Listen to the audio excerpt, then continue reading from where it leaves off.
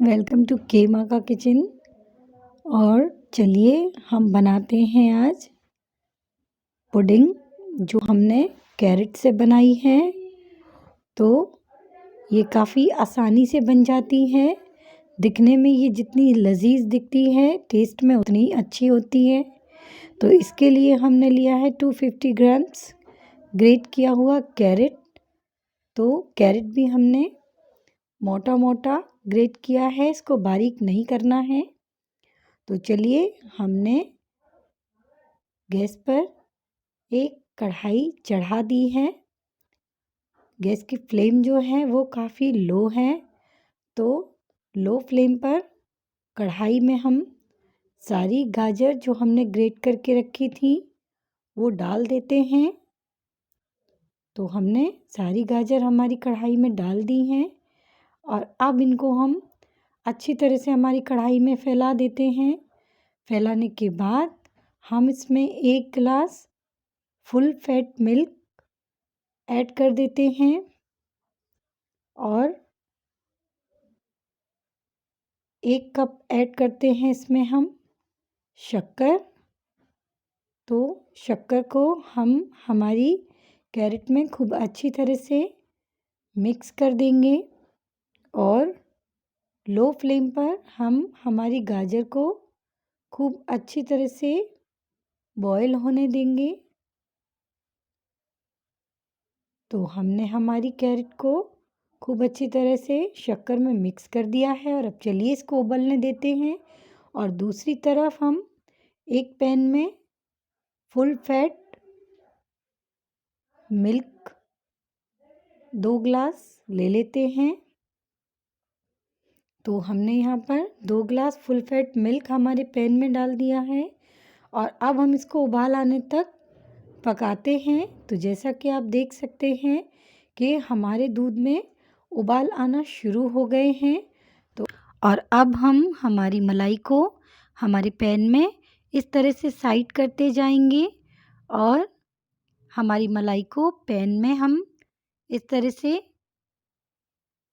इकट्ठा करते जाएंगे। जैसे जैसे हमारे दूध में उबाल आते जाएंगे, साइड में हम इस तरह से मलाई इकट्ठी करते जाएंगे। और अब हम हमारे दूध में 1 कप शुगर ऐड करते हैं।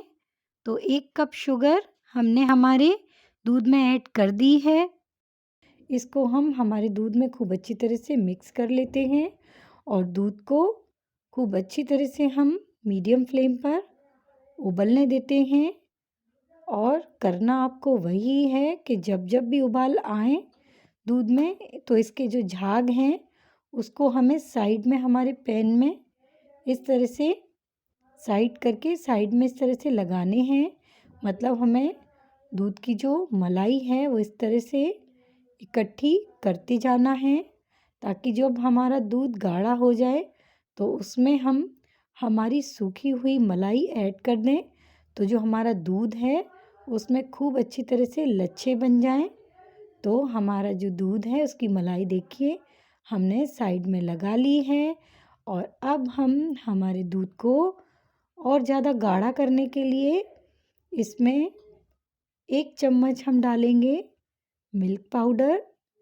यदि आपके यहाँ मिल्क पाउडर नहीं है तो आप कॉर्नफ्लोर भी डाल सकते हैं।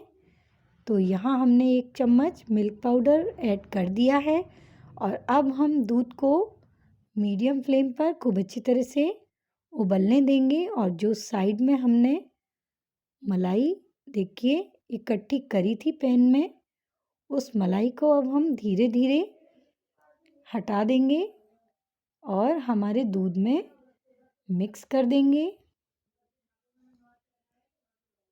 और दूध को मीडियम फ्लेम पर हम खूब अच्छी तरह से उबलने देंगे। तो हमारा जो दूध है फिर से उबलना शुरू हो गया है और अब आप देख सकते हैं कि जो हमारा दूध है उसकी कंसिस्टेंसी कितनी थिक हो गई है। मतलब जो हमारा दूध है वो कितना गाढ़ा हो गया है और जो दूध के लच्छे हमने साइड में निकाल कर रखे थे वो भी हमारे दूध में खूब अच्छी तरह से मिक्स हो गए हैं। मतलब यहाँ पर जो हमारा दूध है जैसा हमें चाहिए है हमारी पुडिंग के लिए, अब एकदम रेडी हो चुका है हमारा दूध। तो हमारा जो दूध है वो खूब अच्छी तरह से गाढ़ा हो चुका है। अब हम हमारी गैस की फ्लेम को ऑफ कर देते हैं और हमारे दूध को नीचे उतार लेते हैं।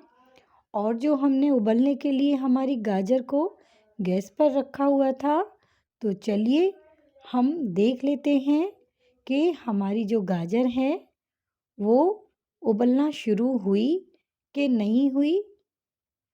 तो देखिए हमारी जो गाजर है वो उबलना शुरू हो गई है। गाजर का जो पानी है वो भी एक्स्ट्रा निकल आया है। तो हम गाजर को प्रेस कर देंगे, गैस की फ्लेम को तेज कर देंगे और हम गाजर को तब तक पकाएंगे जब तक कि ये गाजर का जो पानी है वो सूखना शुरू ना हो जाए। और बीच बीच में गाजर को हम खूब अच्छी तरह से चलाते जाएंगे। और अब हम हमारे गाजर में 2 चम्मच देसी घी ऐड करते हैं। देसी घी से जो हमारी गाजर है इसका फ्लेवर काफ़ी बढ़ जाता है। तो 2 चम्मच देसी घी हमने हमारी गाजर में ऐड कर दिया है। इसको भी हम खूब अच्छी तरह से हमारी गाजर में मिक्स कर लेते हैं और पानी सुखाने तक हम गाजर को खूब अच्छी तरह से मीडियम फ्लेम पर पकने देते हैं। और अब इसमें हम ये देखिए 1 कटोरी खोआ ऐड करते हैं। तो खोए को हमने पहले से भून लिया था, तो भुने हुए खोए को हमने हमारे गाजर में ऐड कर दिया है। खोए को गाजर में ऐड करने के बाद हम गाजर को खूब अच्छी तरह से मिक्स कर देंगे, जिसमें जो हमारा खोआ है वो गाजर में खूब अच्छी तरह से मिक्स हो जाए। और धीरे धीरे जो गाजर का पानी है वो भी देखिए कम होना शुरू हो गया है। तो गैस की फ्लेम को हमें अब तेज कर लेनी है और लगातार अब हमें हमारे गाजर को चलाते रहना है ताकि जो गाजर है वो तली में चिपके ना। नहीं तो जो गाजर है उसका फ्लेवर बिगड़ भी सकता है। अगर गाजर तली में चिपक गई तो जो हमारी गाजर हम बना रहे हैं पुडिंग, उसमें गाजर का फ्लेवर जो है काफ़ी गंदा आ सकता है, मतलब बिगड़ जाएगा। इसीलिए अब हमें पानी छनकने के बाद, मतलब पानी कम हो जाने के बाद गाजर को लगातार मीडियम फ्लेम पर खूब अच्छी तरह से चलाते जाना है। और अब हम हमारी गाजर में 1 चम्मच हरी इलायची पिसी हुई ऐड कर देते हैं। 2 से 4 बादाम कटे हुए ऐड कर देते हैं और 8 से 10 काजू हम हमारे गाजर में ऐड कर देते हैं। और इनको खूब अच्छी तरह से हमारी गाजर में हम मिक्स कर लेते हैं। और अब हम गैस की फ्लेम को स्लो कर लेते हैं और अब हम गाजर को खूब अच्छी तरह से